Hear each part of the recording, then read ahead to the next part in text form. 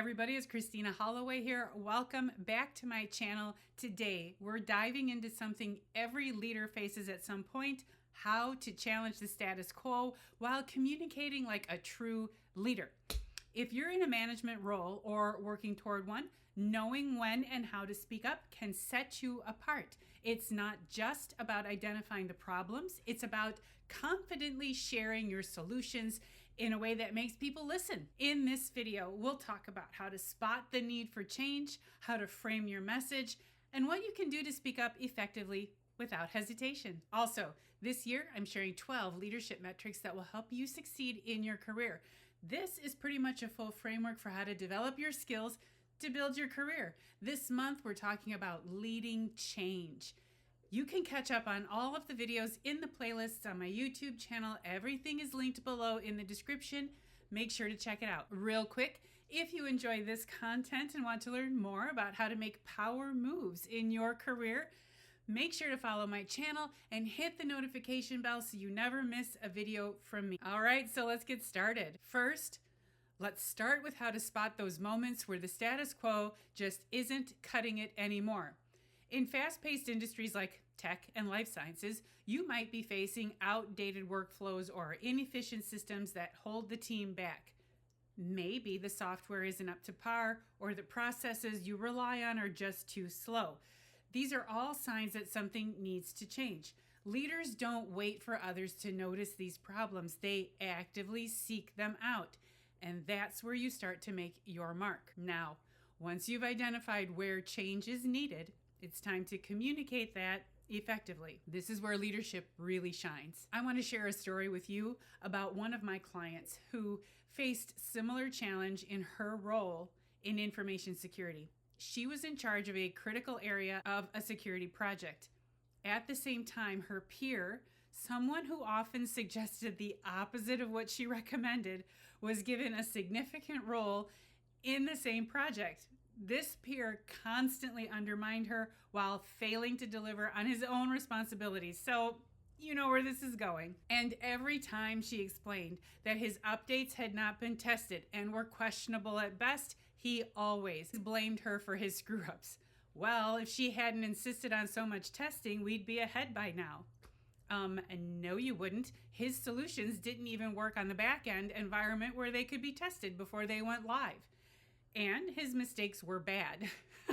They created vulnerabilities for the entire company's online security. So, despite her warnings to leadership about the risks and the importance of quality assurance, her voice wasn't fully heard.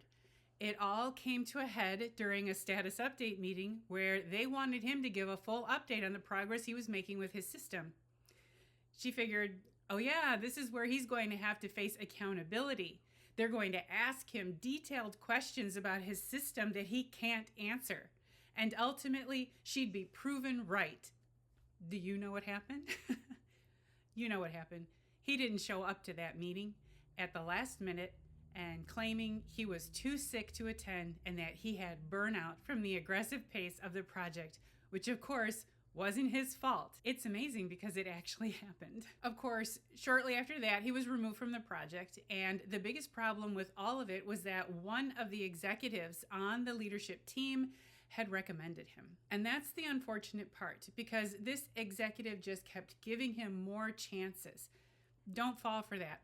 Once someone gives you very early signs that they're problematic, don't make excuses for their failings. That's not the hallmark of a successful business. For my client, however, she had already checked out and taken matters into her own hands. She applied for a new role at a startup and landed the CISO position, CISO. Chief Information Security Officer. And that company wanted her because they were working towards an IPO, and she had been hired specifically as a transformational leader on the leadership team. Her ability to communicate with integrity, conviction, and confidence was a key factor in landing that role. And even though leadership eventually removed her peer, her biggest win was recognizing her worth and speaking up when it mattered most. She really wanted a CISO position, and she was actually surprised that she landed that job, mostly because she was pretty beaten up from her previous experience. This is what it means to communicate like a leader. It's not about being the loudest in the room. It's about speaking with integrity and being unwavering in your message when you know you're right. Leaders need to frame their message in a way that speaks to the priorities of their audience. If you're pitching to your boss or senior leadership, focus on how your solution helps the company succeed. Now, I know this part can be tough, especially for women in male-dominated fields like tech and life sciences. It's easy to feel hesitant about speaking up, especially when you're facing resistance from colleagues or even higher ups. Self-doubt can creep in. You might worry about being dismissed or facing backlash. Here's the key.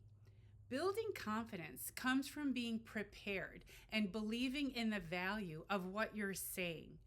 Practice in smaller settings first. Gather data to back up your case, and even seek out feedback from a mentor before presenting your ideas. And don't forget, by being vocal and sticking to your values, you're not just advocating for change.